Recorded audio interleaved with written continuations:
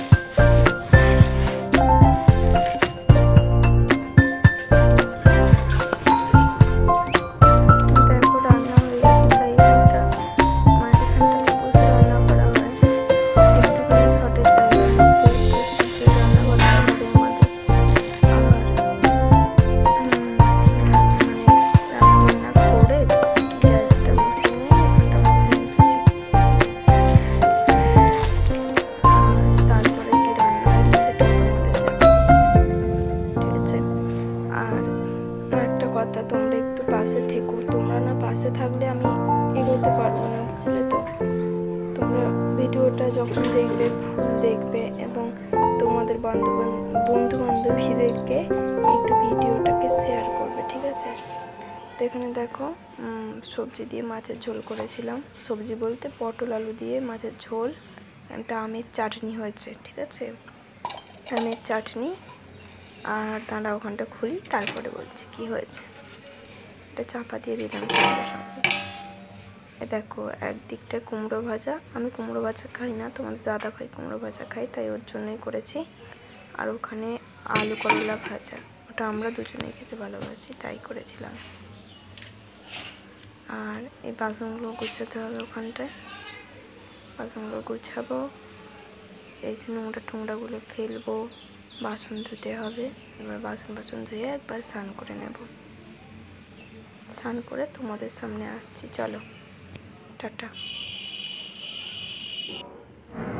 তো দেখো বন্ধুরা, স্নান করে চলে এসেছি। এখন আমি মাথাটা আঁচড়ে নিচ্ছি, আজকে জানো তো শ্যাম্পু করেছিলাম, ঠিক আছে, ওই জন্যই দেখো চুলটা একটু মানে এসি হয়েছে। তো এবার আমি সিল্কি শাইনটা মাখবো। সিল্কি শাইন তোমরা চেনো কি জানি না, ওটা মানে একটা 4 টাকার পাতা, আর ওটা হচ্ছে কন্ডিশনার, ঠিক আছে। ওটা স্নান করার পরে মানে চুলটা আধা ভেজা থাকে তখন আঁকতে হয়।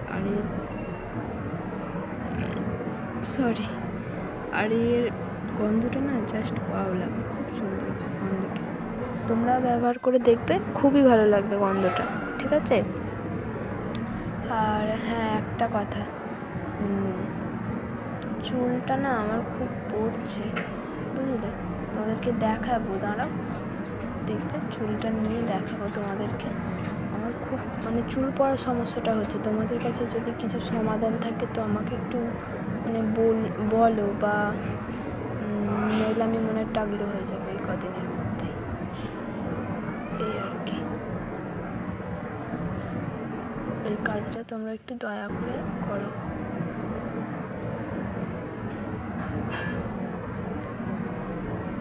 কাজটা বলতে মানে বলো যে চুলটা কি কেন হচ্ছে বা কী করলে সমাধান হবে, সেই আর কি, সেই বুঝেই আমি সলিউশন খুঁজবো।